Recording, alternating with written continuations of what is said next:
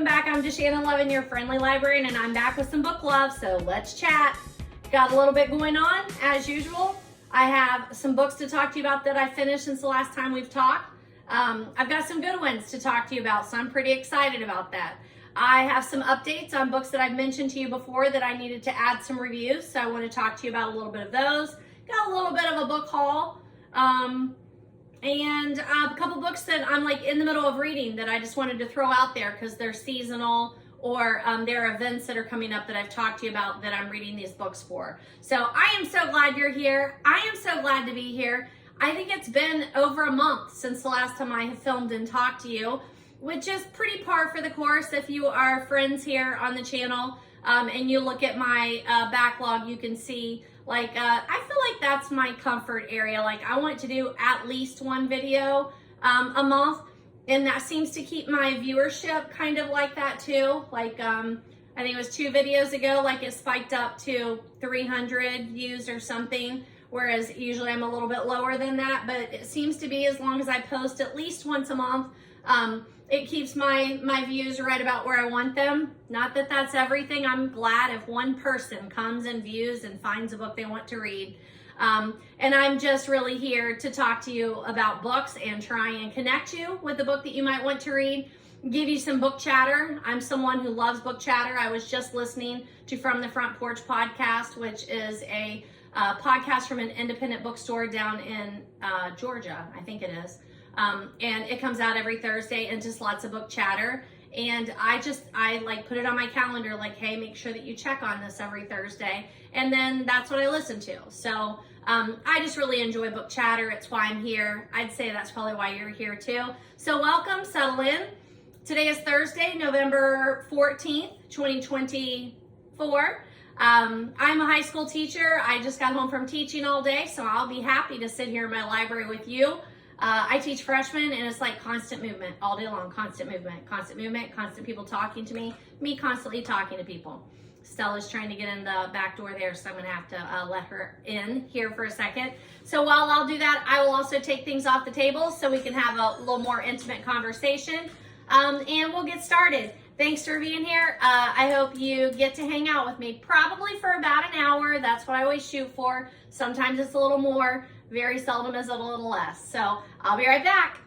All right, we are back. I'm leaving these on here because some of these are books by authors of the books that I'm talking to you about first, which are the books that I finished since the last time I've talked to you.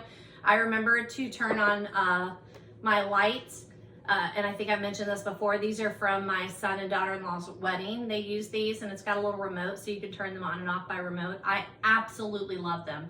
If you are someone who has bookshelves in your house, just instant upgrade. I love it, especially, it is currently 4:46. Probably in about a half an hour, it's gonna be very, very dark outside. I'm in Ohio, southeastern Ohio. It's gonna get really dark pretty fast, and just that the ambiance is wonderful. I'll probably turn on some overhead lighting here in a little bit as soon as it starts getting dark. I can already tell, like, as I'm videoing, I film on my iPad, and I can already tell, like, I probably should go ahead and turn the lights on. But we'll do this first part here while it's still a little bit light outside without turning on the overhead lights that make it so stark, okay? All right, so first things first, let's look and see. It says the last time we filmed was Thursday, October 3rd. It is Thursday, but it is November 14th. So let's get that on there so you know when I'm filming. It always takes me a little bit to also get the video edited and out, so I think it's nice for you to see when that is. My little bookworm that hangs out with us here. Let's go put him back here. And we have a new candle. I've been using the same candle for a while, so here's a new one. I think I picked this up at Target. It looks like it's from Target's Dollar Spot. Talk Turkey to me scented candle. So since it's November, let's get that guy going. Oh my goodness, what are those notes? Harvest, pear, and fig. Whew, that's really good. So let's hope it burns nice. Let's see, I think I got matches over here. Where are you? Maybe, I might have to go find some matches. Really? I really I thought you were in here. Oops. Nope. I'm gonna have to go get matches. Thought I had some. I do not. Oh, there they are. Duh. They're right here in my hand.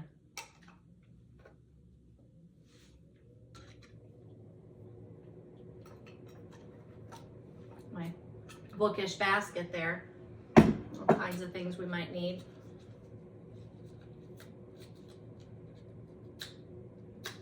Ooh.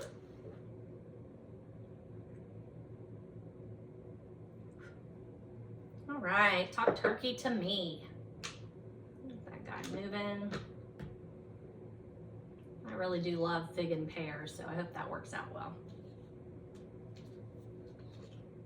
Okay, let's start off as we always do with books since I finished, since the last time I talked to you. I don't know how many there are, but there's a few. We were in, you know, Halloweenish, fall Halloweenish. So that's where we start. We're gonna start right here. Let me check real quick. Have my document pulled up. Before we get started, I will, because I did the candle, I also went to the Cincinnati Holiday Market. It's usually at Duke Energy Center. This year it was at Sherrer Convention Center, which was really cool. If you're in the Cincinnati area, they have this every year. We've been going 4 or 5 years. We go on the Friday night for the ladies' night out. There's a company called Olive Roots, and they had a room spray called Cozy Library, leather-bound books, patchouli and musk, and that is exactly what it smells like. I mean, it smells like a library. It's fabulous. I've used it several times. I really liked it, and I picked that up and wanted to share that with you. I'll link that below. Okay, so book number 85. If you've been with me, you know, my book reads goal this year is 102. I usually was around somewhere around 70, and then a couple years ago I really wanted to up my reading game, and I knew that if I set the goal I would meet it, but without having that goal there to push me along, I was just not focused on my reading. So I set my goal at 100, and it took me a couple of years to get from that 70 to 100, but once I did, then the next year I did 101, and then this year it's 102. So I do, knock on wood, I do think that I'm gonna hit my goal this year. I don't think it's gonna be that difficult. You know, we're starting at 85 here, and I think I've made it to 90 something so far. I don't know where my last one is, we'll see. But I don't think that's gonna be difficult. And I'm assuming most of you are like me. If you're watching my video, you read probably similar to what I do. I always have a couple of books that I'm reading that are not just start and finish. Like I have a whole stack that I'm constantly reading, and I try and finish those up by the end of the year, and then those kind of, what do you call that, sandbag there at the end, where it looks like I read 5, 6, 7 books a month, we're fine. And then in December, it's like, yes, I'm still reading my 5, 6, 7 books a month. And then here are the 5 that I've been working on all year long that I'm wrapping up. So I would say it's probably gonna be like that too. But book number 85 is this one right here. It is Love, Lies, and Hocus Pocus. It says Beginnings. It's by Lydia Sherrer. This is a book that I can't quite remember where I picked it up, but when I picked it up, I could tell. Like, it's a small press. Chenoweth Press, Chenoweth, Chenoweth Press. And it looks kind of small press, self-published-ish, you know. It says September 18th of 2022. And when I picked it up, I could already tell that. And I remember it being like at a half price or a used bookstore where it wasn't very expensive. I just really liked it. Like, I liked the look of it. I liked the cover. I liked that it's seasonal reading. I liked the size and the design of it. And it didn't disappoint. I enjoyed it. I really enjoyed the book. So set that right there. Let me move these so you can see it a little bit better. How's that? Yeah, that's good. It is a series, and this is the first one in the series. Will I continue the series? Probably not. It was a fun read. It was a fun read to have in print, because sometimes I like those lighter books when I'm doing seasonal reading, and I don't know why. Like when I'm headed up to bed in the evening, especially now that it's getting dark, you know, earlier, I head up to bed earlier, and I still want to read a print book. I've been on a computer. I have, you know, not even like I said, I'm teaching, so I'm up, I'm moving, I'm teaching, but I'm working with the smart board. I'm doing my attendance on the computer. My lesson plans are on the computer. Today, my kids took a pop quiz on Google Forms, and I was grading as they were coming in on the computer. So I love my Kindle, but I don't really want to be on it all the time, right? So like at the end of the day, I want to cuddle up with my tea and a real print book. Also the drink tonight, we are drinking Maison Perrier from France, Forever Lime. I think I picked these up because either Agatha Christie talked about drinking Perrier, like that's Perrier, with lime, or I'm reading the Jessica Fletcher Murder, She Wrote books, also in order. Maybe she mentioned it, somebody mentioned it. I'm like, I haven't had that for a while, I'll pick it up. And this one has lime, Forever Lime. It's okay.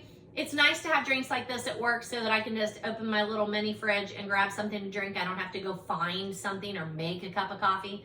But I probably won't repurchase. But they're okay. It's cold. I grabbed it out of my fridge at school, so my drive home I'd have something to drink. What I really want is on my way in, we live in the Midwest, so we have a Midwest fridge out in the garage. So when I came home today, my husband's coaching basketball, so he's at practice right now. When I came in, I opened the fridge because I'm like, I feel like there was something in there I was supposed to remember. And there's a gallon of apple cider and a half a gallon of orange juice, like orange, mango, and pineapple. That's what I want, but I'm like, you can't open one more thing. Like, you need to drink this first. So we'll see if I get to that during our taping here. But this is a fun seasonal read. It's a little bit of fantasy, a little bit of adventure, and a little bit of humor. There are two main characters. They're young. They are not a couple. They are witch and wizard, I think is what they are called. I enjoyed meeting the characters. I enjoyed the adventures that they went on. It's broken up kind of weird. Like it says the Lily Singer Adventures Book 1. And Lily Singer is your main character. It's broken up into episodes. Episode 1, Hell Hath No Fury, chapter 1, 2, 3, 4, and then an epilogue, and then an interlude. And then there's episode 2. Is it called Moebius Strip? I don't know how you say that word. You know what I'm talking about, Mobius. Chapter 1, 2, 3, 4, and then another epilogue, a glossary, and then about the authors. So it's kind of odd. There's really 2 books in this with the same 2 main characters. And they do make a big deal about the fact that it's not like your regular witch and wizard. I think Lily is actually what's called a wizard, even though Lily is the girl. I think that's what it is. And then Sebastian, who is her compatriot there, I think he is a witch. I think that's how it works. So it's just interesting. It kind of turns your regular way of thinking about witches, warlocks, and such on ahead. It's a very light book, though, very much adventure, humor, fun, a little bit of romance, but really not a lot. Just a fun book. So I'm going to set that one aside. That's number 85. Number 86, finally got to it. Finally got to it. Court of Thorn and Roses. A Court of Thorn and Roses. Important you throw that A in there because most people refer to this book as Agatha. I was a high school librarian for 20 years, and I don't know why. I had this in the library. This is actually my library's copy. I went down and borrowed it. I have a copy, but I've loaned it to my daughter-in-law who had a friend who said, hey, you have to read this book. And I'm like, oh, I have that copy. I'll loan it to you because I haven't read it yet either. I'm glad I read it. I'm going to continue reading the series at least another book or so because it's so popular and everybody loves it. It has a cult following to this book. But this first read through, I didn't love it. I didn't love it. I didn't fall in love with the characters. I think it might have to do with the fact that I listened to it and I listened to the dramatization edition. So you might have something to say about that. Maybe that's why. Maybe I need to just flat out read it and that would help me love it more. I took notes. I enjoyed the characters. I enjoyed the world building, definitely. But not enough to say that like I want to start the next one right away.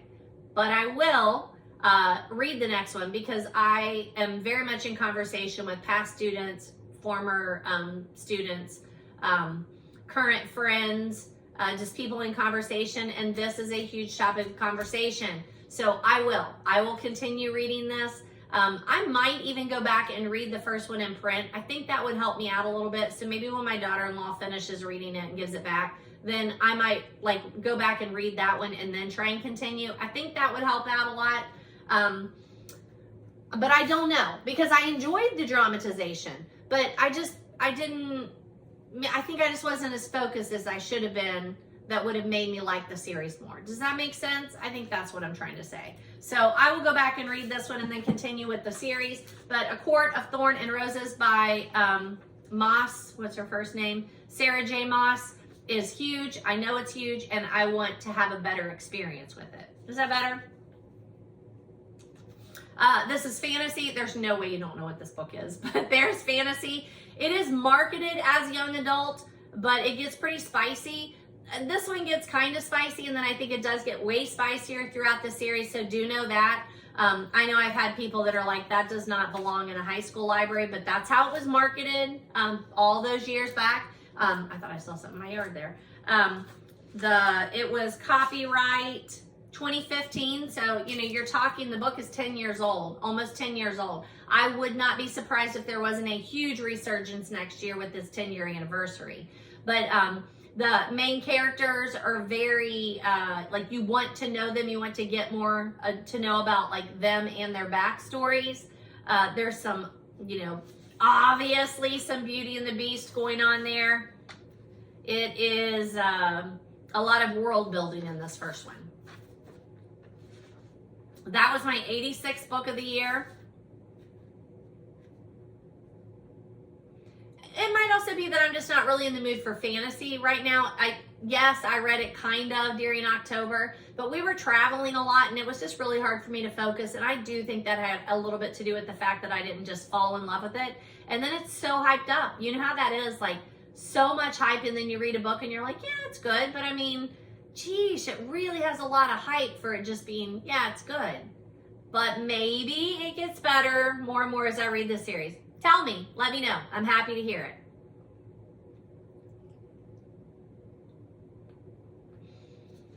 And I found that the dramatization edition on Libby, like my library's Libby, in case you're wondering. The number 87th book that I read, I listened to it on audio. It is the number 5 in the Max Tudor series. I love this series. It's called The Haunted Season. So I've been waiting to read this one because, I've read all the others. I would highly recommend that you go back and read them in order. And, I'm giving you permission to wait until next fall to start it, because the first book is called Wicked Autumn. The second book is called A Fatal Winter. Third is Pagan Spring. 4 is Demon Summer. And then this is the 5th one, Haunted Season. Now, the next one is called Devil's Breath, so I think I can read it anytime. I will probably wait until 2026 because I've got so many books on the fire right now to read. But starting 2026, I want to read this book. I enjoy reading these more in print. I have a couple of them. I have Pagan Spring and Wicked Autumn. I prefer to read this series in print because it is very heavy.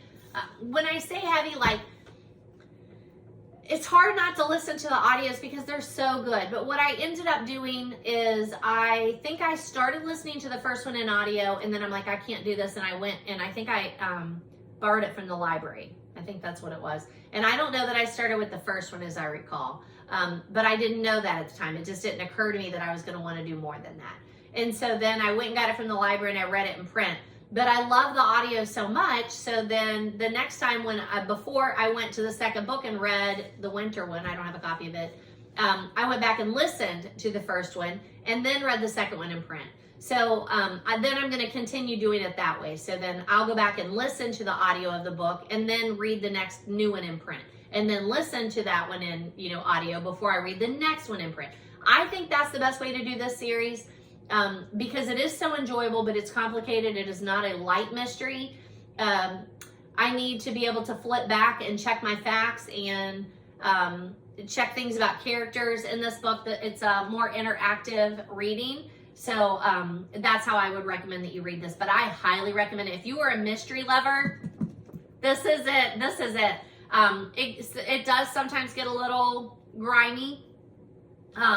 But even having said that, even saying that it gets a little bit grimy, it's not a cozy mystery, but it's not gory. It's really not gory. So I highly recommend it. It was called The Haunted Season. It was number 5 in the Max Tudor series. If you like mysteries, get this on your list.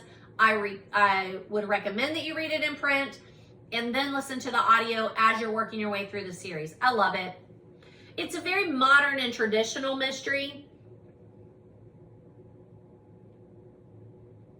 but I love returning to Nether Monk Slip. Like the location, the setting, the people, the community, the details, the fact that the main character, Max Tudor, is a, what do we call him? He heads up a church, not a pastor. I can't remember what they call him. I can't think what they call him, but whatever. And then he is a former MI6 operative. And in this current book, he really struggles. He really struggles with making those two things go side by side and represent him. Like, it's so good. It's so good. Yeah, I could re-listen to these every year, and I probably will. I will probably just continue to do that next year. There's a bit of a language in these books, and it gets a little bit edgy, but this one really has me wanting to read the next one because it was way more of a cliffhanger than the others. Not a cliffhanger in that you don't know if somebody lives or dies, but a cliffhanger in that Max Tudor, I think he's made a decision, and I don't know what he decided. So I'm going to need to find that. All right, I'm going to have to pause and turn on the lights because it's getting really dark in here. Okay, sorry, you are going to see the glare of the lamp, but at least it's lit, right? But that was number 87, the number 87 book of the year that I've read, and I highly, highly recommend that entire series. If you are putting together your 2025 reading list, and I always say I'm going to make a video just about my reading list for the year, G.M. Malliet, who's the author of this series, should be on it. If you are in any way, shape, or form interested in mysteries, it is just such a good traditional modern mystery series that just begs to be read. I love it. I love it. Number,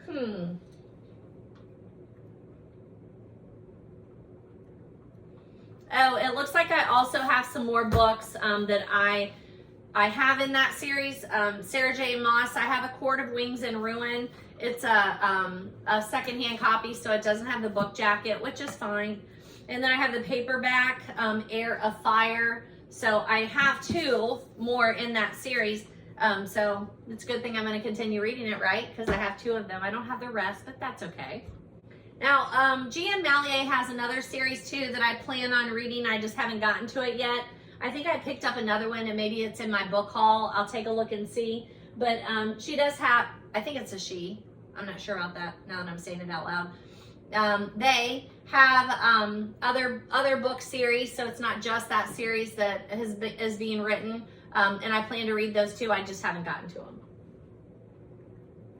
So I don't know why I don't have a copy of Coraline here. The copy that I was using, I'm teaching in that young adult literature class. I've told you about that in previous videos. So far we read Speak by Lori Halse Anderson, and then we just read Neil Gaiman's Coraline and talked about that one. And so that's a reread for me. And then we just yesterday finished Stormbreaker by Anthony Horowitz. So I'll talk to you about that one too. But Coraline was interesting. Oh, there's Throne of Glass too. I didn't realize I had that one too. That's paperback, looks like. Coraline would be my number 88. Is that what number we're on, I think? 88 for the year. I enjoyed this. This was a reread for me, but believe it or not, I don't think I've ever seen the movie. So my kids that are in that class, my students, are freshmen, sophomores, juniors, seniors. There's 10 to 12 of us, depending on, who's coming and going. It was such a good experience. They did a great job starting off reading, Speak, talking about it. We did not watch that movie. We watched a couple clips, but we didn't watch that movie. So for this one, we specifically, it's easy to talk with this group, and we're kind of deciding as a group what we want to do. And they said we really want to read the book and watch the movie and compare them, and we did.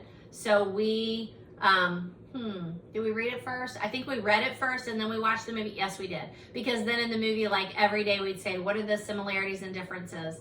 It was so good. It was such a good conversation. If you have yet to read Coraline, you've only watched the movie, I highly recommend Neil Gaiman, Coraline. You need to read it.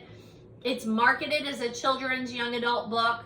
I think it's even supposed to be younger than what we're doing because like we're high school, but it's scary. It's creepy. It is such good writing. He is such a good example of a good writer, a literary fiction book. So it's not just children's literature. And our topic in that class is talking about like what makes it YA, what makes it children's literature. And that was such a good discussion for that.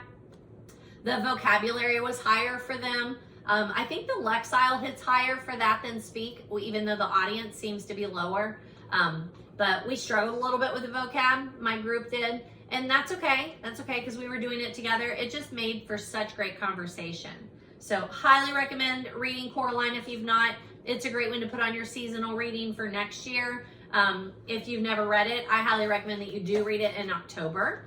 I say this every year, but I really am. Next year, I'm really going to focus on seasonal reading and making sure that I recommend those to you before you get there. So maybe I'll do like one big one at the beginning of the year or end of the year, December. I could do it during Christmas break, maybe. I'll put it on my list and see what happens, okay? But I highly recommend it. So here's how that goes. So we read the book, we might watch some movies or watch some clips. Or if it has a series, like Stormbreaker had a series out there, we watched an episode or two of that. And then we are taking notes the whole time we're doing it. We're annotating in the books. The students bought the books. Then we take notes and then we type notes out on a Google Doc and that they turn in for an assessment. And then they have to do one other thing for an assessment and they can choose what they want to do. So for this particular one, I have a general student taking that class and she said, I want to make a clay replication of one of the rats from Coraline. I'm like, okay, like you're not gonna be able to do that, but okay, like try. Like I'm not, judging you based on how good it is. It was so good. I'll put a picture. I'll put a picture like in the intro for this. It was so good. She did such a good job. Some people did like an alternative book cover. Somebody wrote a poem. Somebody compared her parents with the parents in Speak. Some people compared like the book and the movie. I had a girl that made like the little clay things, each of the like little symbols that were in Coraline, like the rock that she looks through, the gear shift knob, like she made all those things out of clay. Like it went great. It was fabulous. They did such a good job. I loved it. And then I also have this Neil Gaiman and Michael Reeves, The Silver Dream. This is on my to be read list. I'm not sure where I picked that up either, but I've got that on there. Number 89 is Taken at the Flood by Agatha Christie. If you've been with me any amount of time at all, you know I have a separate group called the Agatha Christie Girls, Agatha Christie Club. I don't know, Agatha Christie. It's not called anything. It's an Agatha Christie group. We call ourselves the Agatha Butt Kickers. I don't know why. I do know why. We call ourselves the Agatha Butt Kickers, I think, because there was a little quib early on where we're like, do we need a name? We have to have a name, right?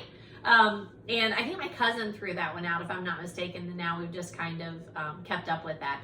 It might have been a reference to something we saw in a book or an article about Agatha Christie. Correct me. Tell me, Deb. Remind me about that one. I know you watch the videos. Taken at the Flood is an interesting one. It comes it has a different title in Britain or America. The other title is There's a Tide. Where is it? Right here. I have that particular copy. There is a Tide, Agatha Christie. Look at this. This is one of those favorite little vintage paperbacks, and it completely fell apart. So I'm gonna have to hold this one together with we've got a little clippy here, but it's one of the pocket books. It's got the kangaroo on the top and just a beautiful illustrated cover. I absolutely love it. It was a fun one. Not my favorite Agatha Christie, but it's a good one. Let's see here. Probably need to do that. There we go. But it was a fun one. It was a good one. It was a good discussion. It was a good, interesting chat. I think the main thing we talked about on this particular Agatha Christie book was the pacing. The pacing is weird. It takes a long time to get to the story, to get to the murders. It's not even a top choice for me. Like, if you're only going to read a couple of Agatha Christie's, you can skip this one. But my group, we are committed to reading in chronological order from the beginning to the end, so we don't skip anything. But I don't even regret reading it. Like, I'm really glad we read it. We always find a couple of nuggets that are really good conversation pieces, and this one was a great one about pacing. with the time between reading the last Agatha Christie and then me reading this one, as soon as Poirot shows up on the page, I'm like, oh, my dear friend. Like, I just so enjoy reading the books that have Poirot in them. I really miss Hastings. We're at the part in Agatha's writing that Hastings is no longer there, and I miss him. I still feel like I don't know Miss Marple enough to love her yet, but I love Poirot.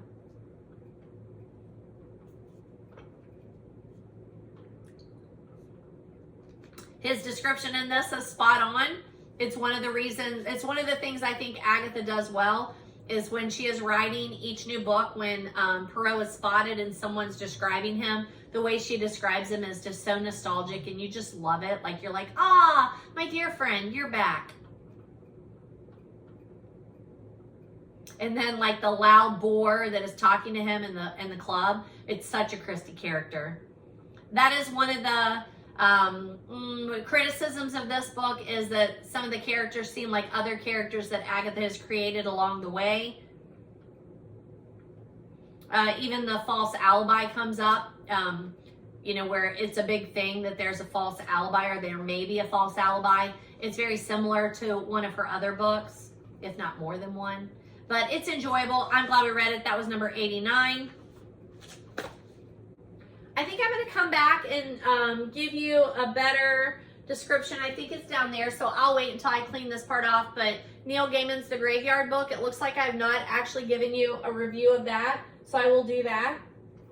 I also listened to the audio of There's a Tide. It's the one with John Moffat. I know I've mentioned him numerous times too.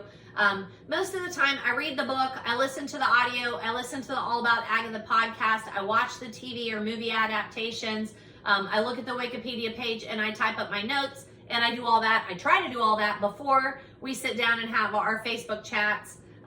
It's not Facebook, our Zoom chats for our Facebook group, and be prepared for those discussions. That's kind of my process.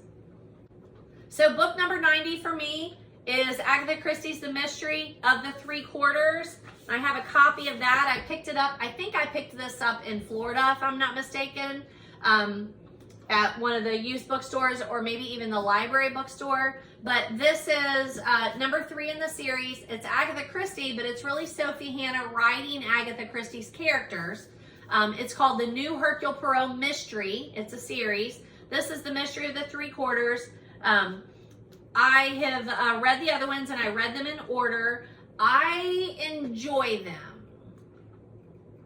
It's not Agatha, but it's very true to Agatha, and I love that. You know, it's not Agatha writing the adventures of Poirot. It's Sophie Hannah writing the adventures of Poirot, but it's still Poirot. Like, this is a tough one. The family gave permission for her to do this, or, you know, asked her to do this. I don't know how exactly that worked, but it's really good. I know she has talked on the All About Agatha podcast, so I've heard interviews with her, and I appreciate it. I think this is well done. If you're, you know, a purist of Agatha Christie, maybe not. I'm not a purist. I'm a fan.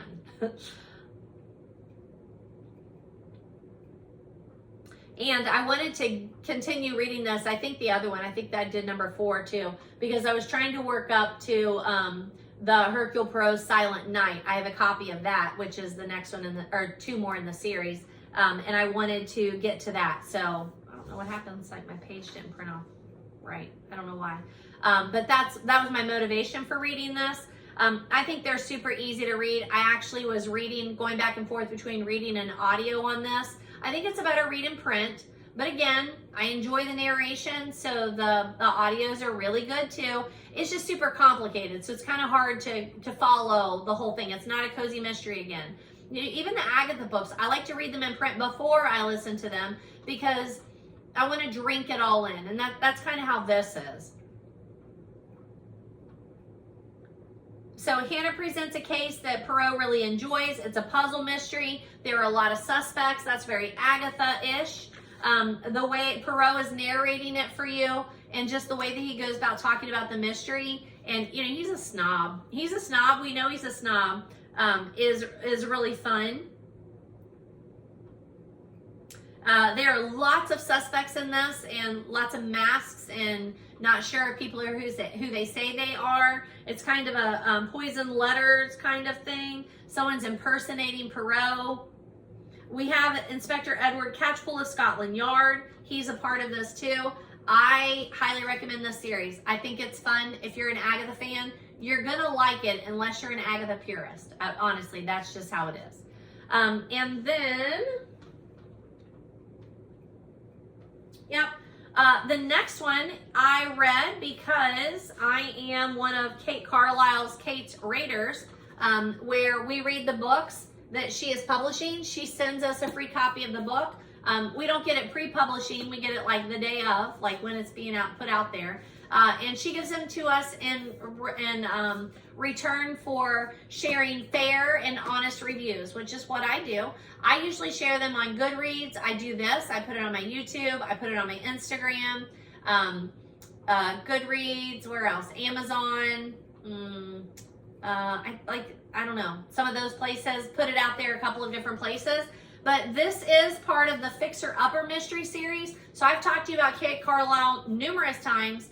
The two series that she does that I read the most of is the Fixer Upper series and the Bibliophile Lovers series. The one that has as the main character the lady that is working on repairing old books. This one is the Fixer Upper series. This one you might be more familiar with because they did a series, or they're doing a series on Hallmark. And Jewel is the main character. She's so good at it. That is a great adaptation. So I read all the series, but now when I'm reading the series, those are the characters that I am envisioning. Like Jewel, and then the main character guy, I can't think of what his name is, but he's so good at it. He's so good at it. They're just perfect parts for these characters. And I love a good seasonal read. I think I saw her email today, said she has 4 Christmas-based ones. This Deck the Halls is another one in this series that is Christmas-based. The 12 Books of Christmas, I read and reviewed last December. And then there's one more out there. I can't think of what it is. I can't think of it. But several. So if you're looking for a Christmas cozy, this is it. I really enjoyed this one. This is book 11 in the Fixer Up mystery series. It's always fun to return to Lighthouse Cove. I would say that the pacing hits different in this one. It seems to take a long time to get to the killing, you know, but it's a mystery. Like, that is what I'm here for. I'm waiting for that killing, and it felt like it took a long time to get to that. And then we kind of went through, like, trying to figure out who was killing who here. And then the ending seemed a bit rushed. Like, it went really fast there at the end. Everything is tied up. It's all believable to me. It works. It's just the pacing felt different in this than in the other works.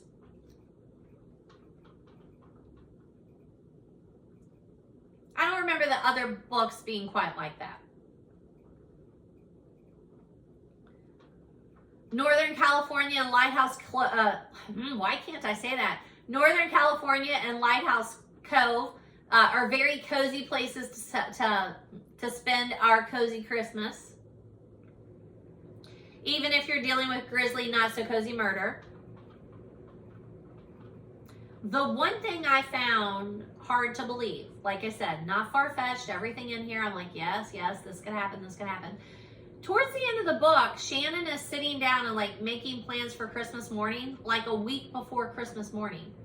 It is November, and we are, like, I got a text from my mother-in-law today. What are we doing? Like, we know who's hosting, who's coming, what time it is, what you're bringing, what you're cooking, like Christmas lists. It's out there now. Like, she waits until the week before, and they're like, yeah, where should we have Christmas breakfast? I wish it were even, that there were options. Like, we are like, how do you get it all in? Whatever. I really enjoyed this one. I would highly suggest that you put it on your cozy Christmas reading list. And I think, does that take me to?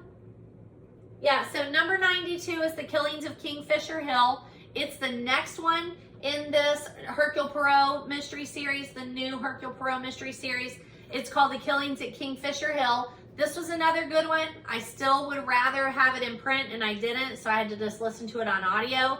A little harder to follow. So I'm looking, like, I can see it from right here. Agatha Christie, Sophie Hannah, Hercule Poirot, Silent Night. I have it in print, and I'm looking forward to reading that one in print in December. But back to The Killings at Kingfisher Hill. I'm making my way to that one. So this is number 4. This one fell a bit short for me. I like the series, Monogram Murders. I don't even remember what they all are. I really enjoy the series, but Kingfisher felt like it was rushed and more shallow. It's still ridiculously clever, so it's not like it fell apart that way. It was still ridiculously clever, and I had to figure it out. But just not as entertaining. And it might be because I was too close to reading that one. So we'll see, because I'm going to go right to Christmas. But I think reading it in print will be different. Just the last quarter of the book, it started like losing my interest. And I'm like, come on, come on. And I did stay with it. And then, you know, Hannah stays very true to Agatha in this whole series. It could totally be Agatha that's writing this. I think that Agatha would be proud of the way that Sophie Hannah writes Poirot. It was worth it in the end. It just lagged for me in the middle. Here's my other Coraline, Goodreads. See if I said anything I didn't mention to you. Nah, I'm good. Already did Kate Carlisle, High and Finish, so we're good there. Now, that is the rest of the ones that I have like laying right here, but I will be getting a review out there today for this Tender Land. I finished it. I know my bookmark's in a weird place, but it's just there. Don't know why. And then these are notes that I was supposed to be paying attention to earlier. But I finished this. Our book club met on Tuesday night, and I've just finished this Tender Land by William Kent Kruger. We also read Ordinary Grace by him. And this was a good choice. It was so easy to talk about. There was so much to talk about in this book. We really enjoyed it. Super easy to say. If you are reading The Lincoln Highway, Ordinary Grace, any of those historical fiction journey kind of books, this is it, right? It's just like this. So this is very similar. He says, like, he was inspired by Huck Finn. They are on a canoe traveling down, not the Mississippi, the Minnesota's Gilead River. And it moves from this Native American school. They get into the canoe there, and they are fleeing that Native American school, and then they follow it down. So it takes place in many different cities.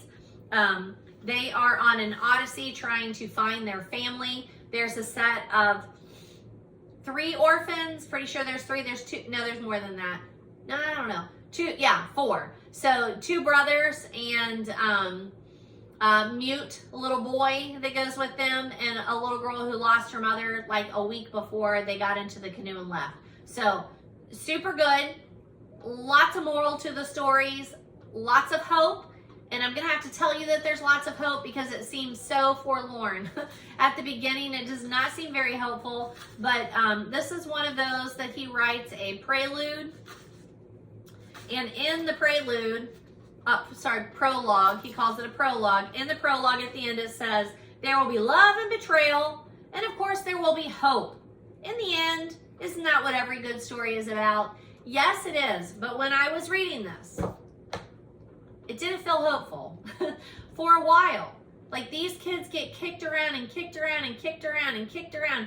It's hard to read after I've been at school all day, at public school. It's hard. But there are so many morals to the story. It's so good in the end. I took my time with it. I knew I was doing it for book club. You can also see it's a book of the month edition. You know, it has that beautiful book of the month little stamp here. It doesn't have it on this side. That's odd. It's over here. That's weird. It was book of the month back in September of 2019. If you're in a book club and your book club likes historical fiction, this is a no-brainer. Put it on your list. Make sure everybody reads it. And I'll be getting a review out there on Goodreads for you tonight. I will do that tonight after I finish filming the video. Okay. That would make number 92 for the year. So I'm 92 in. I've got one more month to do for you. I've got to get to 102. I don't think I'm going to have any trouble doing that.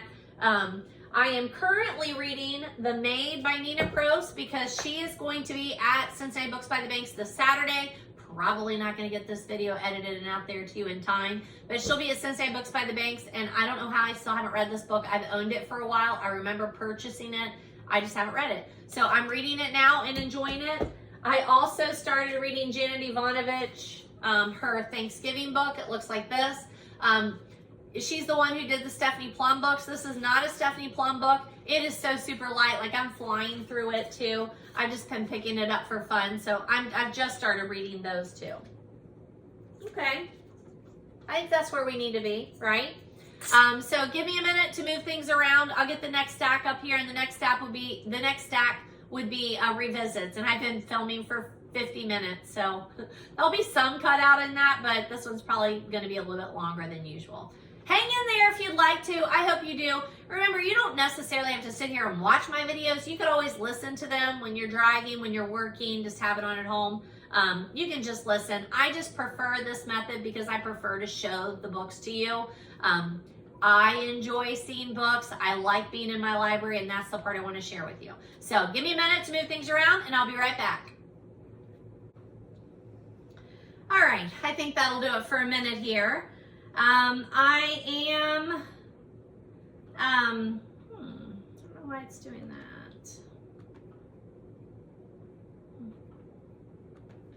I'm at the revisions, corrections, and updates. I did want to say, like I always talk to you about different tropes and genres, themes, that sort of thing. And a couple that I've come across here lately that I'm just adding to the list. I keep hearing the term campus novels being thrown around, so that might be a term you're not familiar with either, so I wanted to toss that out there. You know, novels that take place on a campus of some sort, whether it be a high school or a college, a campus of some sort. I'm just going to move this over a little bit here. There we go. Another one that I heard, and I don't think I've had it on there before, is books that are a slice of life. And I think my cousin Deb's the one that said that to me, and I'm like, I don't know if I've been thinking about that. What novels would I classify as being like a slice of life? And then sports adjacent. That's a big one right now with romance. So you've got the hockey romance, you've got the ice skating romance. Those would be sports adjacent books. They're really more about the romance, but they're based in sports and people are looking for those. So just throwing those out there.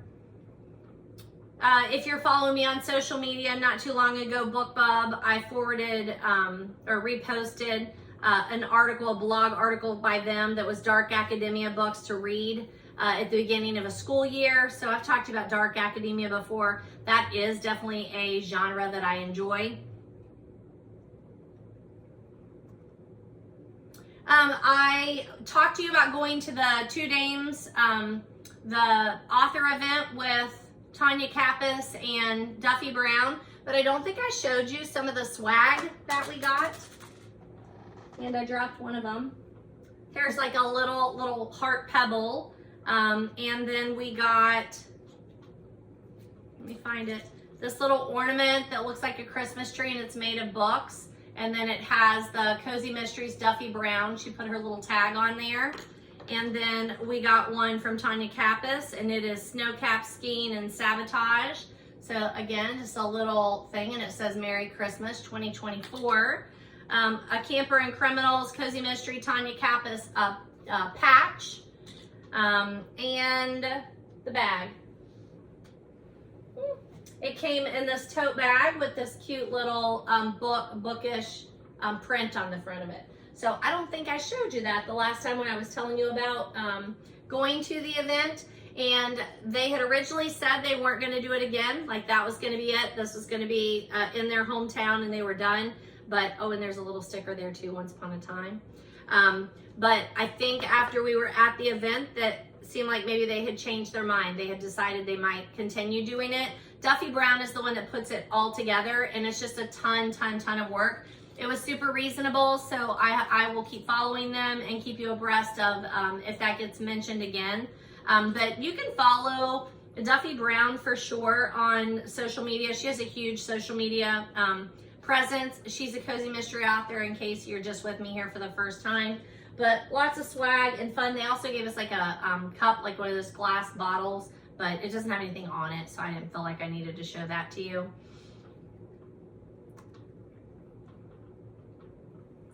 All right, so this says that I'm supposed to start off with adding a review out there for Julie and Julia by Julie Powell. And the reason I'm adding this is because Julia Powell passed away. So I had read the obituary and I was just surprised because I don't, you know, I'm not that old. But this is a fabulous book. I really enjoyed reading it. And then this is a paperback copy I picked up not too long ago, I think. And so the pictures that are on here, you can see these are the people that played Julia Childs and Julia Powell in the movie. But this particular book came about because Julie Powell was working in a job where basically you were talking to people that were affected by 9/11 and they were filing claims, and it was a terribly, terribly depressing job. Terribly depressing. And so she would do that during the day, but when she came home, like, she was just so depressed she wanted to do something else, and she decided to work her way through, this is set on here, sorry. She decided to work her way through Julia Child's cookbook, and so that's what she did. And while she was doing that, she was talking to friends, and they were like, you know, we'd like to see what you're doing, we'd like to follow your progress. So she wrote a blog about it, and she would make these blog posts about cooking through the Julia Child's cookbook, and it just got huge following until finally a publisher picked it up. She even, like, I think it was a editor, like the book editor that came and ate at her house and ate one of her meals. And Julia Childs, like, knew that she was doing it, but didn't really contact her about it. It was interesting. She came off as a little cold, like, oh, somebody's doing this is ridiculous. But it was super cool. I really enjoyed reading it. Our book club read this and the memoir, My Life in France by Julia Childs, back in 2010. And it just went over really well. I really thought it was a cool picture to look into. I'm a project girl. Like, I love this. Obviously, I'm reading all of the Agatha Christie's in chronological order from the beginning. I'm reading all of the Jessica Fletcher Murder, She Wrote books in order. I went back a couple of years ago and I watched all of the Murder, She Wrote movies in order. We are watching all of the James Bond movies in order. I'm a project girl. We did the Moby Dick. We read Moby Dick, and we also did the Matt Kish illustrated Moby Dick book. And that was Stella, excuse her. We did those with a group. I met with them like quarterly, and we read our way through Moby Dick. That was fabulous. I have done many of these projects. I enjoy it. I think they're fun. I think they're motivating. I think they're life affirming. It's a great way to make friends. It's a great way to make sure that you meet with your friends. So fun, so fun. So I highly recommend this one.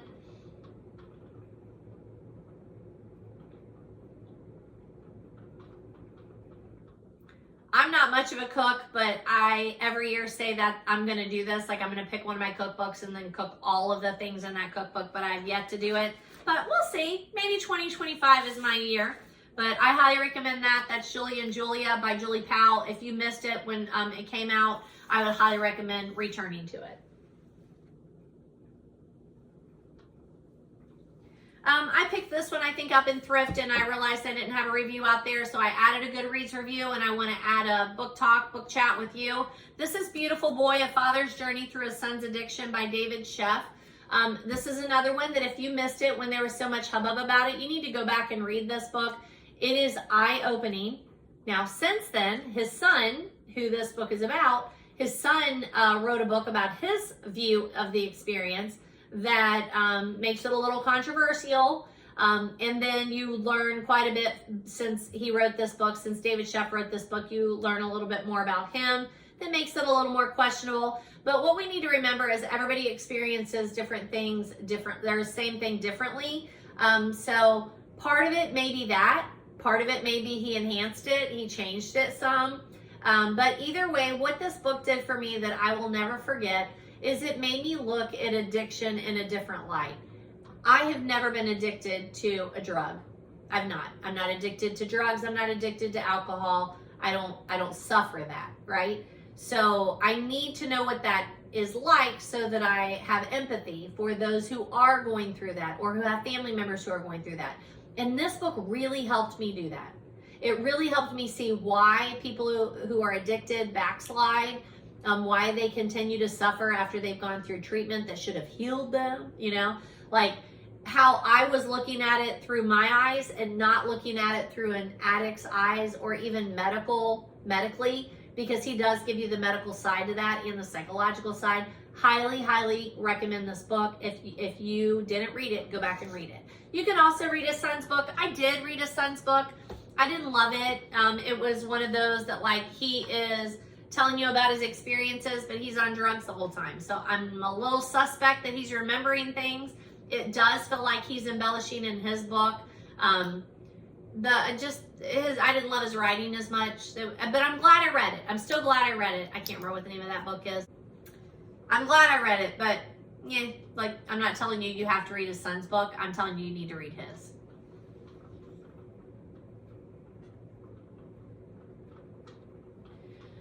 So I had picked this book up in Thrift, The First to Die at the End, Adam Silvera, and when I picked this one up, I realized I have not talked to you about the first book in this series. This one, actually, well, I say the first book. This says it's the prequel to They Both Die at the End. So I had read They Both Die at the End. This is on my TBR. I have not read this one. It's on my TBR. But They Both Die at the End, I didn't have I had a review out there for it, but I haven't talked to you about it. I think that's what it is. So Adam Silvera writes young adult novels. He has characters that have alternative lifestyles. So I think that's really important for me to try and remember that I need to be reading a wide variety of books for a wide variety of people, because I serve a wide variety of people and they want books that they see themselves in. And our student book club, back in 2018 when we had a student book club, that's when they wanted to read They Both Die at the End, so we did. It assumes a future where you're notified if you're going to die at the end of the day, so you can live that day to the fullest because you know your time is up.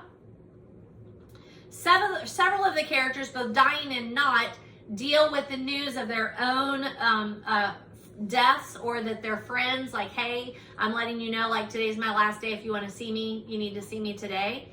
The two main characters meet only on the day of their impending deaths. That is the first time they meet. It's an interesting concept. The story races through the day to an ultimate ending. Since it's titled They Both Die at the End, you think you know what's going to happen. This throws in some curveballs here and there, things that you don't quite expect. I really enjoyed that book. I thought it was a good read. It was a good read for a book club. It gave us a lot of conversation. I like those speculative novels where it's like, what would happen if this is the way that you lived your last day? It was really interesting.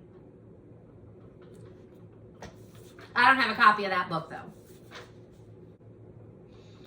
So since episode 39 of last year, I have been trying to keep you abreast of the books that I recommend in my classroom, that my students are reading, that sort of thing. I teach high school, mainly freshmen, both general and honors. I teach in a public school in a farming community out in Southwest Ohio. So if that helps you out. So I'm just going to run over some of those. Some of them I've talked to you about before, so I won't do too much. But some of them I just had never put reviews out there for you. So I definitely want to do those. So this is my friend Bev Braun wrote this book a long time ago. It is New Ideas for Crafting Heritage Albums. So I always mention this book to my students. She gave me a copy to put in my room.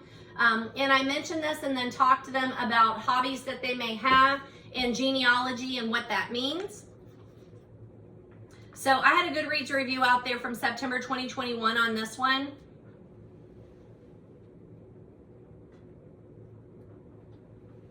But I'm not sure that I've talked to you about it. So whereas with my students, it's really about, hey, make sure you have a hobby, thinking about your hobby, and telling them what genealogy is. Any of you that might be interested in genealogy or heritage album scrapbooking, this is a good starter. It is published by, who's it published by? It is published by Better Way Books in Cincinnati. This is actually the second book in her series. She had one that was just crafting heritage albums. This is New Ideas for Crafting Heritage Albums. You get layouts, you get suggestions for how to start your own heritage album. I highly recommend it. Bev was a very dear friend. She is a dear friend, but I haven't seen her in forever. She used to live up here, and we would meet and scrapbook at least once every couple of months, usually at her house. But that hasn't happened in a long time because she moved to Florida. So Bev, we need to get together for coffee. Call me. But I highly recommend her books, especially if you're thinking about starting that journey down genealogy or heritage. Okay, so throwing that one out there. I have recommended this book, Lone Survivor by Marcus Luttrell. This is an easy recommend for me in a high school classroom. I added this review back in January of 2024. And I've talked to you about this book in episodes 33 and 34, so I'm not going to spend a lot of time on it. But this is a great narrative nonfiction book. I am not someone who can read very much about war or military. It's overwhelming for me, but this was such a good read to put me in the mindset of this is what happens. Like, this is how that goes down. It's so good. It's such a good read. I highly recommend it. It is the eyewitness account of Operation Red Wing and the Lost Heroes of SEAL Team 10. I don't know why I don't see it here. Here it is. Dave Pelzer. I talk about this probably every day. Every day in my classroom, somebody points it out, talks about it, is reading it, wants to say something about it. It's a child called It. I don't like the book. It's hard for me to read, period. However, my kids do like it. It's always a pretty easy read for them. They've either come in or having already read it, or they've heard about it. Even like today, it was sitting up there on the bookshelf, and somebody said, I've seen that cover a lot. What's that book about? Like, that's how it comes up. I had another student who came in. He's moved into the district not too long ago, and he said, I've been meaning to read that book. And I had The Lost Boy, the second one that was sitting up there. And he said, do you have a copy of that first one? I'm like, yeah, I have a couple copies, but they're out, but I'll put you on the list. So it's a book that's just so hard to read because it's just abject abuse of a child. And you can see he's a really young child in this one. And then he continues to write about his experiences, The Lost Boy, A Man Named Dave. I feel like there's another one out there. But it's one of those books. Everybody's read it, so you need to read it. If you work in a school, it's always good to read this and realize, like, some of our kids get overlooked. We need to be on the lookout. Here are the signs. Here's what you're looking for. Pay attention. Help someone. Help them. I had talked to you about Pelzer in 28, 36, and 37. This book, Survivors, True Stories of the Children of the Holocaust. It's Alan Zulo and Mara Bolfson. It's by Scholastic. It's a very short, easy read. Are there 9 stories? I feel like there's 9 stories of children who survived the Holocaust who are now adults. There might be more than 9 stories. The unique thing about this book is that the stories intertwine. So you might read about Bob Smith in this one, and then in the next one you read about Laura Smith, and it's Bob's sister. And then, 2 other ones might be a husband and wife or a cousin, or like they're intertwined. It's just such a good read. So if you enjoy reading those stories, you want to learn more about the Holocaust and Holocaust survivors, this is just a great starter one. If you have grandkids and they enjoy reading about the Holocaust, or they're interested in that, and you're looking for a good starter book, this one doesn't say the age, but I would say middle school, like 6th, 7th, 8th grade could read this book and enjoy it, as well as older ones. So, if you have kids that are in high school that read on this topic, they probably haven't read it. I don't know why. I get kids all the time that come in and they love reading about the Holocaust and they've not read it. So this is an easy one to recommend. Go on for your Christmas list. I picked up another copy of John Grisham's Skipping Christmas because I will pick up this book every time I see it at Thrift. It's worth it. I have the Goodreads review out there from April 13th of 2021, but I'm not sure I've ever actually talked to you about it, so I'll just say it again. Great seasonal reading. Read this book now. Like, this is such a good seasonal read. Yes, I know they made a movie. The movie loosely follows the book, but the book is so much better. And look how small it is. Like, it's so doable. You can read it in a weekend, put this on your holiday reading list. Give it to people that you know. It's so, so fun. The couple, they have an only child. She's a daughter. She's not going to make it home for Christmas. She is like, I think she's taking classes in another country or something. She's not coming home for Christmas. My son has made it home for every Christmas. However, I have always said, because he's my one and only, I have always said, if at any time he's not going to make it home for Christmas, I'm not getting out of bed. I don't even want to think about what that would feel like for him not to be there at Christmas. Now, he did miss Thanksgiving a couple of years ago, but it worked out. I mean, at that time, I told John the same thing, like, I don't want to go. I don't want to think about it. I don't want to be there. But my husband's grandmother got shingles, and so the rest of the family went to Thanksgiving, and we stayed with her, and we went and got Thanksgiving dinner at Bob Evans, and it was a lovely experience that we got to spend the day with her alone. We never get to do that, so that was really cool. And then they are not going to make it here for Thanksgiving this year, which is heartbreaking. So we will be attending Thanksgiving without them. That'll be a little weird, but I can't imagine. I don't ever want to have a Christmas where I'm not with him. And in this one, the daughter is not coming home for Christmas. So the husband talks the wife into buying a cruise and going on a cruise.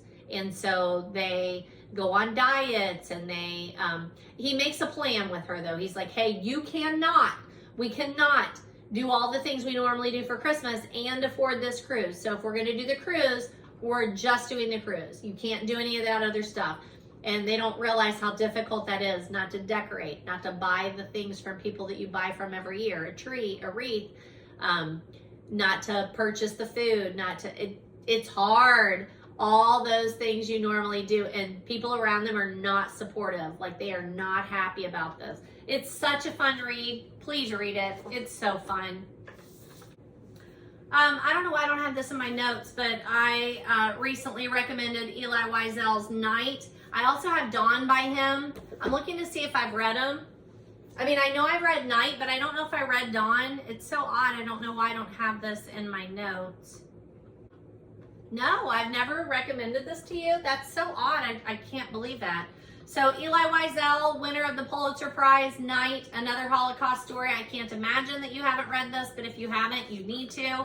I did hear him speak. He was supposed to come to a conference that I was at, I think when I was at the book one in New York City, and for some reason he ended up not being able to be there. I have like a little aloe plant down here. It's not doing well. I don't know what's happening. I'm looking at it. I'm concerned for you. We need to do something. You don't look healthy. Maybe you need sunlight?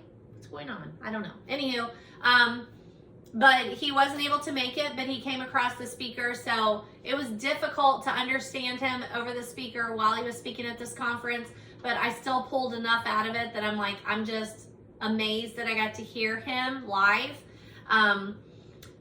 Another Holocaust story, I would say middle school to high school, and anybody after that, if they've not read that, like, this is a universal, you should be reading it. He was born in Transylvania. He was a teenager when he and his family were taken in 1944 in the Auschwitz concentration camp and then to Buchenwald. It's terrifying, it's awful, it's horrifying, but we should read it. This is someone's experience, and we need to know our history. We need to know our history. And then again, Dawn, I'm not sure if I've read Dawn or not. While it's coming up, Eli Wiesel was born in Hungary in 1928. Why does this say Transylvania? Is Transylvania in Hungary? Born in the town of Siget, Transylvania. Eli Wiesel was a teenager. And then this says, Eli Wiesel was born in Hungary in 1928. Terrible that I do not know my geography, but are those two places the same thing? I feel like they're not. No, I've not read Dawn yet, so I need to do that. But I feel like Dawn is a fictional story. Pretty sure it's a fictional story, whereas Night is his true memoir. I'm pretty sure. So I'll put this on my to be read list, whereas this one, I've read it, and I think every person, every human being should read that book. Okay, so that takes me to the bookish haul. I already showed you The Night Before Christmas by Kate Carlisle, and I already put it on the shelf. But that would be the first one in my book haul because she gives me those books. And then look at this, folks. Right? So this is The World of Agatha Christie, a jigsaw puzzle with 90 clues to spot. Super excited about this. A Facebook friend, acquaintance, I commented, she was working on it, and I commented on it, and she said, hey, you want me to pass it your way when I finish? I'm like, absolutely, and I have a book club puzzle that I did, and I put it in a box and sent it to her. So super excited to put this together. Thank you if you're listening. I appreciate it. And I plan to put this together over Christmas, or over Thanksgiving, sorry. I think that this would be really fun for my husband and I to do. We get off Wednesday, Thursday, Friday, Saturday, Sunday, and Monday. 6 days! Are you kidding me? It's Thanksgiving break, which is a mere week and 2 days away. 6 days. So I plan to put this on the table. I think it'd be really fun. I'm excited about that. So thank you. I really appreciate it, Nikki. And I do plan to send you a thank you card for that too. I hope that you got my puzzle. I feel like you said you did.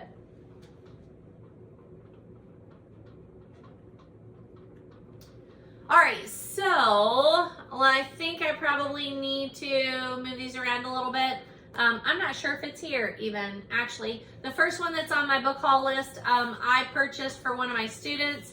I have a bad habit about doing that, if you want to call it a bad habit. I think it's a small price to pay. I know I said when I went back into the classroom, I'm like, I am not spending my own money because, you know, these people have shut down a library thinking you don't need one. And then these kids are going to need books. And then I can't even explain to you how much money I've spent on books for my classroom. Plus, I've gotten a lot of grants.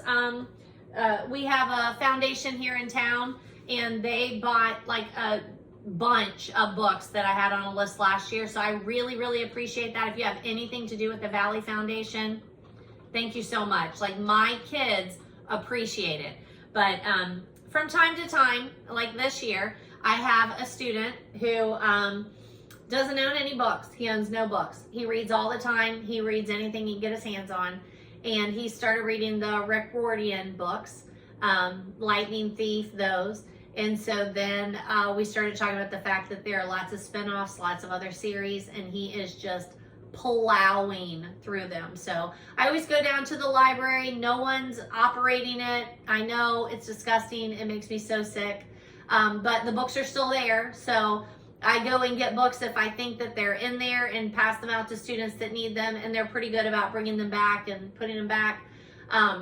But every once in a while, like, we're just missing some. So this is a kid, I just bought another book for him today. But I bought the Rick Riordan, The Heroes of Olympus, and I'm not seeing it. So I thought I had it to show to you, but obviously, like, it's in my classroom. The first book that's on there after that is a free little library book. You know, I love those free little libraries, so I always have a bag in my trunk of books that can be donated. And this one I picked up. It is Counterfeit. It's a Reese book club. It's by Kristen Chen. I have not read this book, but it looks super fun. And I got that in Lake Lorelei, in the housing development that we live in here. They have a free little library down the way. Like, I don't pass it, so I have to drive down there. But I literally have it set on my iPhone calendar, like every month, like drop by, look and see what I can put in there, because I always have plenty of books to donate, and then look and see if there's something that I want to pick up. So I picked that one up, pretty excited. It looks really fun. And then we have one here in Fayetteville across from our gas station by the police station. And this was there, so I picked this up. The Perfect Marriage by Geneva Rose, who I'm pretty sure, is she not the one that wrote, yep, Home is Where the Bodies Are, which I read this summer. So that's a book by that author, so I'm looking forward to that. I talked to you about Home is Where the Bodies Are in episode 48. I went to a scrapbook weekend up in Palestine, Ohio, and passed through Dayton. So I stopped at a Goodwill there, and I picked up the Mindfulness Journal for Teens, Prompts and Practices to Help You Stay Cool, Calm, and Present. I thought that looked really interesting, so I picked that up.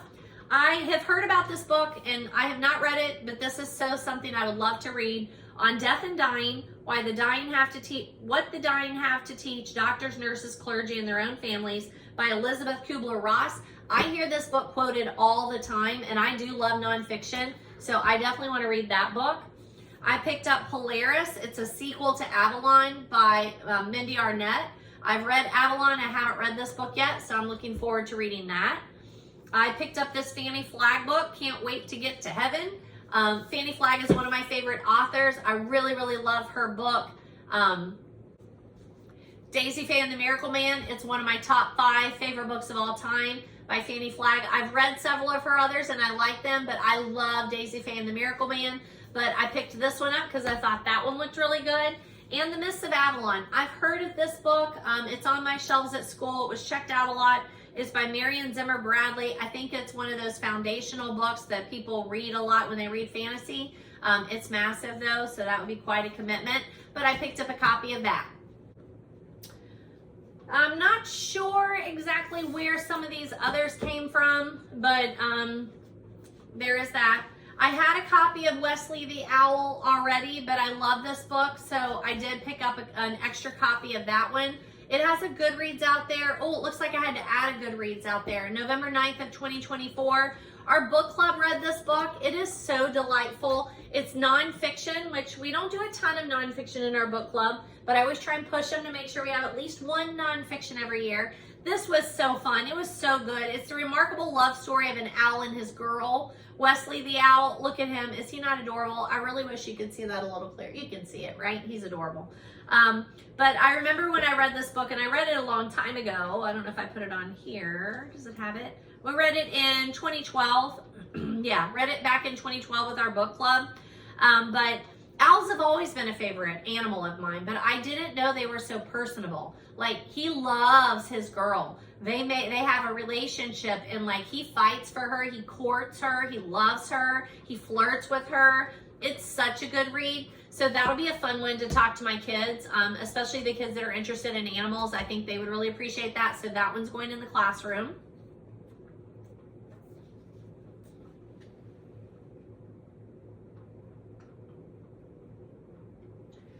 I have a copy here. I have a copy in the classroom. So this is one that I can just pass out or keep in the trunk to put in free little libraries. But The Four Agreements. I love this book. If you haven't read it, it's a great start the year kind of book.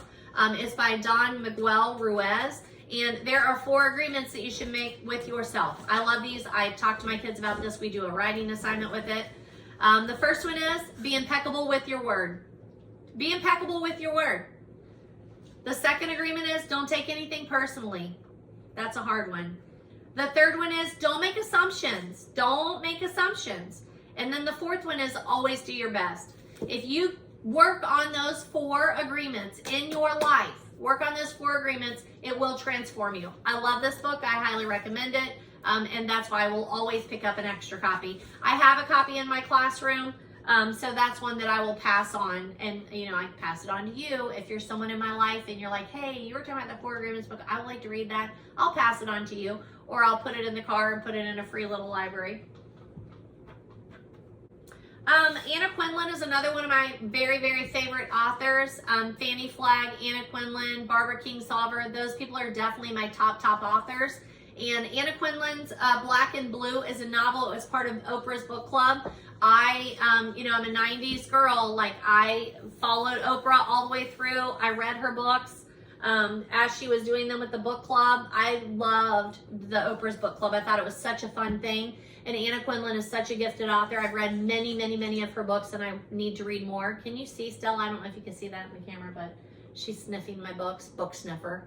But this is a fabulous read. It's such a good one. It is about domestic abuse, so that's a hard read, but it's such an insightful one. But I added a Goodreads review for it. It's a real page turner. It reminds me a lot of like the book that I read that I don't know who it's by, but Sleeping with the Enemy. That was another really good one about domestic violence that you're like, see it in a different light. I have read other things by Anna Quindlen, Being Perfect, How Reading Changed My Life, A Short Guide to a Happy Life. Her novel Blessings is one of my favorite all-time books. Object Lessons, Rise and Shine, Still Life with Breadcrumbs, Imagine London, all those I own and I just need to read. I love her. I love her so much. Lockdown, I don't know that I've talked to you about this particular author. I reviewed it back on Goodreads on April 16th of 2021, but it's Alexander Graham Smith does this series. This is the first one in the series, and I have read the first two, I think. This one is called Escape from Furnace. Ooh, we've got a picture. Aww. I don't know if it's you. Let me know. I'll send it back to you. This is what I get in Goodwill, right? We've got a little cutie patootie standing in front of some horses. But this is a great series. It is dystopian-ish, I would call it. It's terrifying. It's written for young adults. It's built on the theory that it's 3 strikes, you're out. It doesn't matter what your 3 strikes are. And there is a young boy, and admittedly, he's going down the wrong path, but his 3rd strike is for something that he really didn't do, but it gets him sent to Furnace, which is an underground prison for young adults. And unfortunately, it's not just an underground prison. There are some very nefarious things going on down there. Experiments, things that they can get away with because 3 strikes you're out. No one expects to see you again anyway. It's so, so good. I don't know if it has it in here. It probably doesn't, but each of the books titles really gives away a lot of what the book is, like Solitary, Runaway. It's, you know, like if you know, Solitary is the next one, looks like.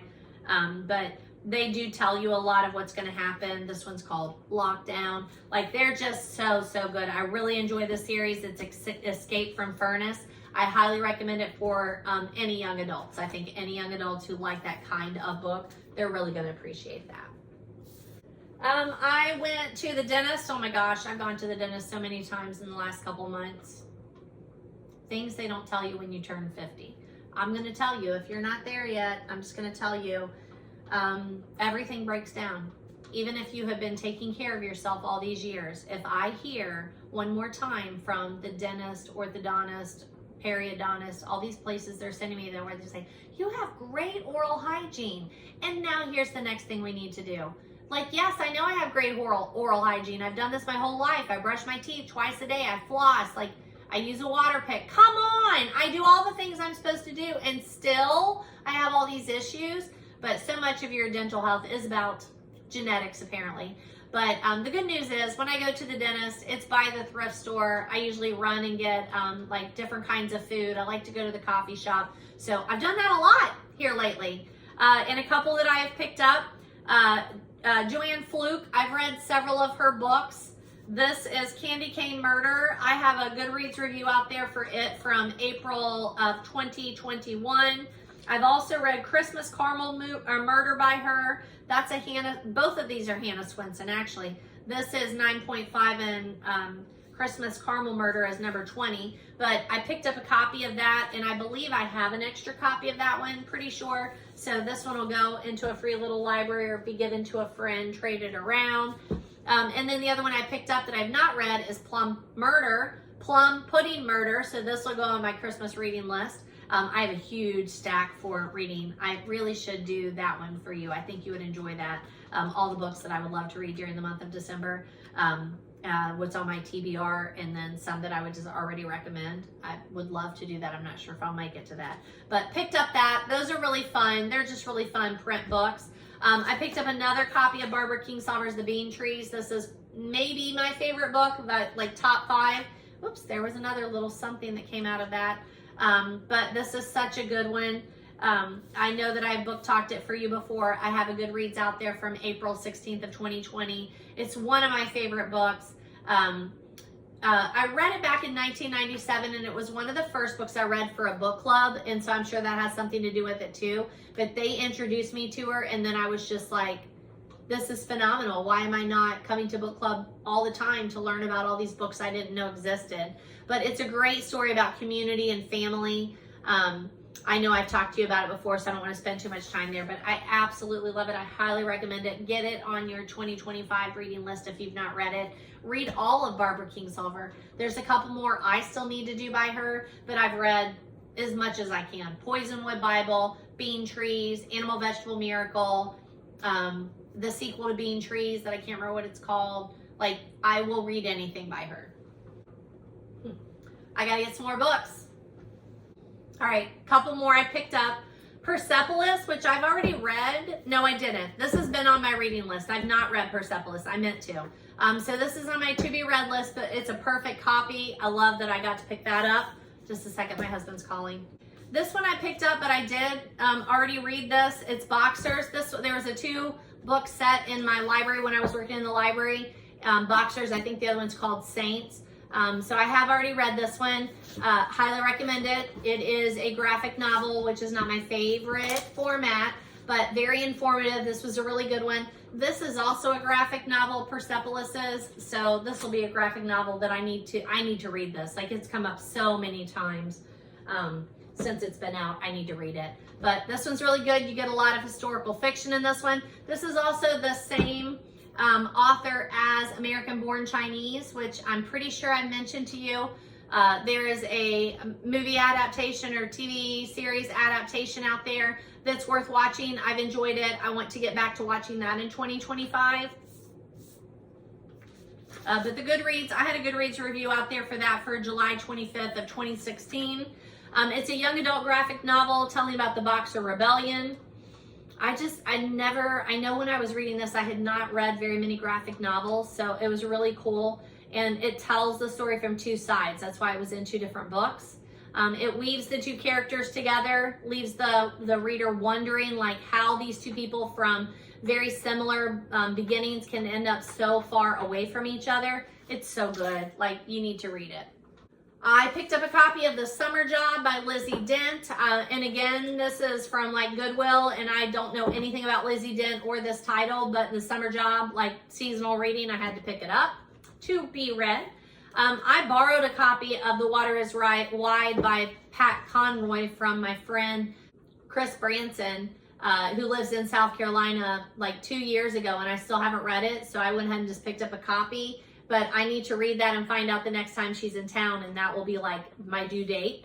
I picked up a copy called Murder Uncorked by Michelle Scott. It says the first wine lover's mystery, cozy mystery, so super easy to read. I picked up 2 of these just because they look like books that my cousin and I would enjoy, so giving her one of those. But they're short stories, novellas and short stories, Ellery Queen's Secrets of Mystery. And they are by various authors, and it's edited by Ellery Queen. So I don't know much about it. I just know that I'm putting them on my to be read list, and I'm mailing a copy to her. I picked up a copy of Jen McKinley's Killer Research. It's a library lover's mystery. It doesn't look like I wrote in it what number this is, but this is a series that I'm reading. So especially to get a hardcover, that's great. And here is the receipt. It was at Goodwill on Springfield Pike in Cincinnati, Ohio. Looks like I spent $7 on books there, which isn't even like one new book, right? I picked up a copy of Regretting You by Colleen Hoover. I haven't read this Colleen Hoover yet. Janet Ivanovich, that I told you I'm already reading Thanksgiving right now, but this is a Stephanie Plum novel, Twisted 26. Also, Look Alive 25 and Hardcore 24.